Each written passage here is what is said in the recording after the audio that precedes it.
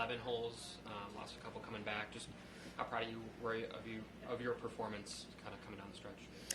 Yeah, very proud. I played really well today. Came out super early and bogeyed 17, but made a great save on 18 there, and just overall played very steady. As the day went on, I just tried to stay committed to my targets out there and to my swing thoughts, and just enjoyed the whole experience. I know you said making the cut would be a huge accomplishment. You weren't too focused on it, but is there a point out there where you were, you really felt it? I knew once I had made a few birdies in a row that I would be somewhat close, but I knew the cut line would keep on going lower and lower with these guys, especially with not that much wind out there. So I really tried to stay focused on my game and focused on my swing thoughts, picking small targets, and staying 100% committed. And whatever happens, happens. I mean, I hit some great shots coming in, even on my 17th hole, number 8, and just ran through. But it's a 2-iron, so I can't really expect too much. What was the biggest challenge for you these 2 days? I would say the biggest challenge was, on the golf course, probably just some of the pin locations. They tuck them very close to the edges and to where you have to hit high shots and carry it and be able to stop it within 2 bunkers or a narrow part of the green.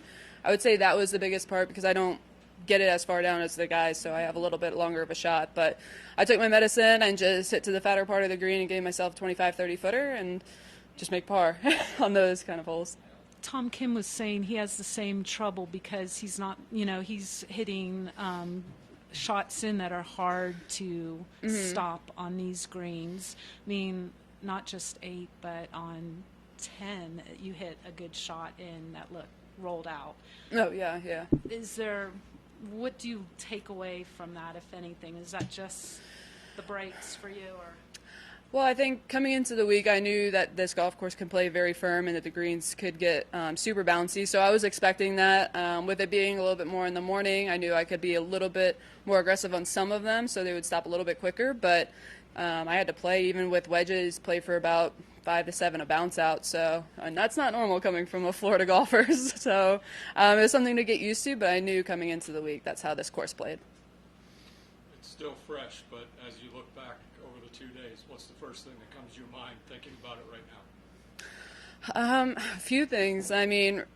Meeting some of the Shriners kids and ambassadors was probably the highlight, and just being with them and giving a clinic, giving golf lessons, and just hopefully inspiring them to go after what they want. And that was probably the most special. Of course, playing with the guys, amazing feeling. But growing up with guys, I've always wanted to be out on a PGA Tour event, I guess, and tee it up. But the biggest thing was seeing the kids out there outside the ropes, and then meeting a few of the Shriners ambassadors. That was the most special.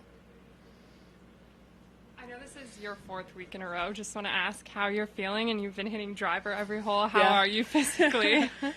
I'm tired. I'm very tired. I felt it last night, and then I knew it was a quick turnaround, so I was like, all right, go to bed. I was like, just try to get 7 hours. And my body's definitely feeling it, but knowing me, I'll probably go to the gym this afternoon. But it's just a mental outlet for me. But this is what I play for. This is why I work out and what I train for. So I'm definitely tired. I'm looking forward to the 3 weeks of downtime. And that was my next question. Just how are you going to enjoy these next 3 weeks? Will you work on anything? I know Pelican will be a big week for you. Yeah, Pelican will be a big week for me. I have 3 weeks off, so I'm going to take the first week and kind of slow down a bit and really get that downtime and relax a bit. But the next 2 weeks, I'll be training hard and working on the few things that I need to improve on. And going into Pelican, it's a big one, so we'll see. Anything in particular stand out that you're going to work on, or maybe that you learned this week? I would say continue to just work on the few things that I've been working on in my golf swing and really fine-tuning those. I think I'm moving in the right direction, really just focusing in on the positives and how I've played the last few weeks and really building on that. But yeah, no, not over-grinding, but still fine-tuning. Yeah, I'm sure you're used to the golf part, but how draining was the outside forces of this week, doing all this and the crowds? And yeah, it was a lot, but it was expected. Coming into the week, I knew it would be a lot, but that's why I have my family here, my loved ones, and to have that balance. Once I left here, I was shut off and, just myself, and I could relax as much as I wanted to. So But, the media is part of it. That's a way to reach out to your fans, and seeing the fans out there and all the little girls, that's what it's all about. I was going to ask, that's the other aspect of it. Was that energizing as well as draining, just the support you were getting out there? It was more energizing. I mean, seeing the people out there and hearing the cheers and seeing all the little kids, I mean, that's what I play for. I think I said that on the last hole. I'm like, a little kids screamed out, "Go Lexi, you're great." And, like, that just makes my day.